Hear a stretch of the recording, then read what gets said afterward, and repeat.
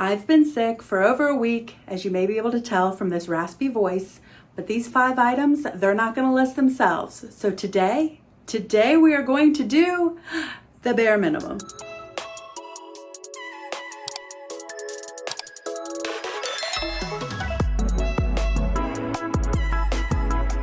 Hi Sequels friends! So I've been sick for over a week. Last week I didn't post. This week I'm actually starting to feel a little better, though I sound so much worse. So I thought today we'd do a little reseller reset. The goal I want to accomplish today is not a hard task. I just want to list 5 items.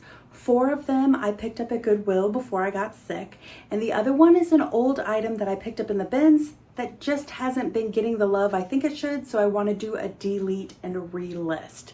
So let's try to see if we can get these tasks accomplished before my entire reselling business crumbles into complete chaos. First up, I absolutely love this beautiful, very 70s looking in my opinion because of the placement of the patch pockets blazer.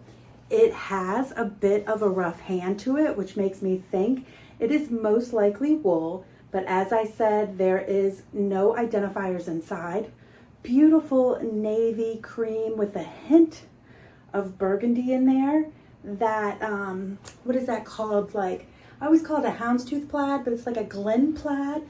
Fully lined, just beautiful condition. But 2-button, and it does have the back vent. And I love that it's more of a boxy style. I tend to pick up blazers a lot because I personally love blazers. I think it's a great way to update, just like jeans and a t-shirt. But I am finding the ones that are moving are only the more oversized, boxy, longer blazers, unless it's something that's super short and cropped like Y2K vibes. And on the next 2, Brent and I had a challenge. As you guys know, if you've been watching, Brent, my partner, has been picking up a lot of things lately, and he's been doing some pretty good pickups, and he's been doing really well with military. I was gonna pass on this, but I am so glad that he decided to pick it up.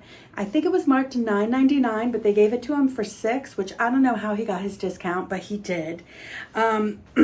And I did not realize, but thanks again to chat, I did determine that this is vintage. I thought it was just current, which is part of the reason why I wasn't gonna pick it up. It is a military field jacket. As I've shown you guys before, military gear is great because it has a nice following. It sells really well. It sells for decent money, and it's super easy to research on your own or with chat because you have some great things that you can plug in. This one tells you right on it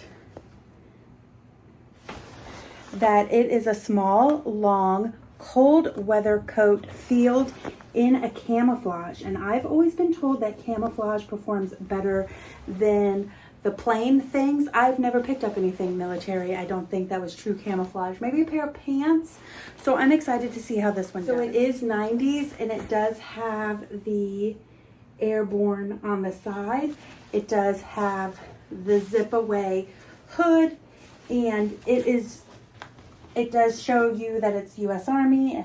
And I am so excited about this. There are no labels on it. It does feel like it's wool. It is fully lined, and the only thing I could find is a union label. So you know I use chat to help me figure it out. Before we get into that, check it out. This is a gorgeous cape. Look at the beautiful buttons. It's the cape opening. So you put your hands through there. It does have pockets.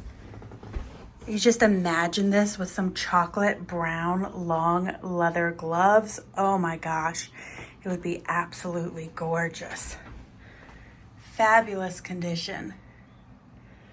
No moth wear, no nothing. Brent and I were having a little challenge as to who was going to pick the item that was going to make the most money here. And you guys have seen so far that I have picked a blazer and a cape, and he found that military jacket. And I have to tell you, when I was in store, I wasn't sure who was going to win this, and then I found this item and I was starting to feel confident. So as soon as I got home, I put everything in chat. I'm like, tell me who won this challenge. This is absolutely gorgeous. It is vintage. It is 1970s, and it is actually a decent brand name. I typically don't pick up vintage based on branding. It's almost always based on the look. So that is why I picked this.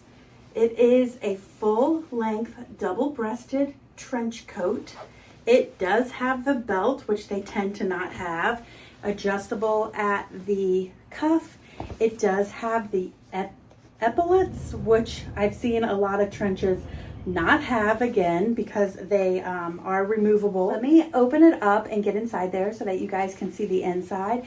And this is a solid piece. This is a nice weight to it. It is definitely going to be awesome for winter.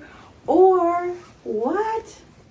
You can remove this beautiful plaid, again, feels like wool liner, and wear it during springtime. This is what caught my eye first. I thought it was interesting that it says made in Poland because I don't see a lot of things made in Poland. Then I spotted a label and it says Egon von Furstenberg, which I'm like, I wonder if this is men's, but it definitely has a unisex vibe to it.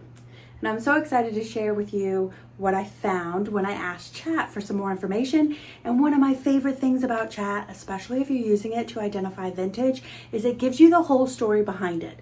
So you can learn more about the maker, what made the maker special during that time, and it's great stuff that you can use in your listing as well. Well, I technically did win that challenge because I found the highest priced item.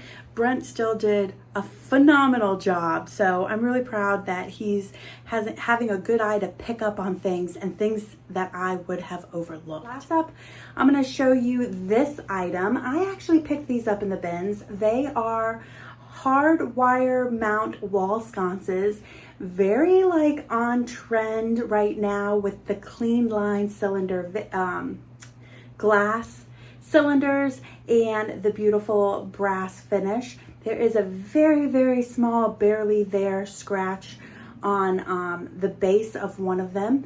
I got these in the bins, and when I cost average as I do for the bins, it came to $1.69 cost this day. And these have just been sitting. I have not been getting a lot of eyes on them, and it's really disappointing me because to me, this is a great pickup. And when I showed this in the haul, which if you haven't seen, I'll go ahead and list it above. Some of you said that this was a great pickup. So I'm like, is my listing not keyword heavy enough? What's going on? So as I do, when things have sat for a while, I put in a chat, hey, this has been sitting. What should I do with this item? It suggested to go ahead and do a delete relist to refresh the listing, but also consider posting it on Facebook Marketplace. What is it gonna hurt if I put it on there? So I went ahead, deleted it from every platform, I believe, besides eBay, based on Chat's suggestion, and then added it to Facebook. So I listed it on Facebook for less than 24 hours, guys, less than 24 hours. I had an offer from somebody in downtown Asheville who went ahead and bought it, paid for the shipping, and asked me to ship it. So that was a nice little surprise. It was great to see. I've said this before, but it's great to see how Chat can really help you refresh stale listings and get some new eyes on it. And I've been seeing that consistently through using Chat. The two things it's doing the best for me is refreshing stale listings and giving me information on vintage. Is the pricing it gives me right on vintage from the get-go accurate? Not so sure about that. I'm still playing around with the pricing and not sure how accurate it is about those things, but giving me, dating it for me, or helping me with SEO on old listings, it has really been useful.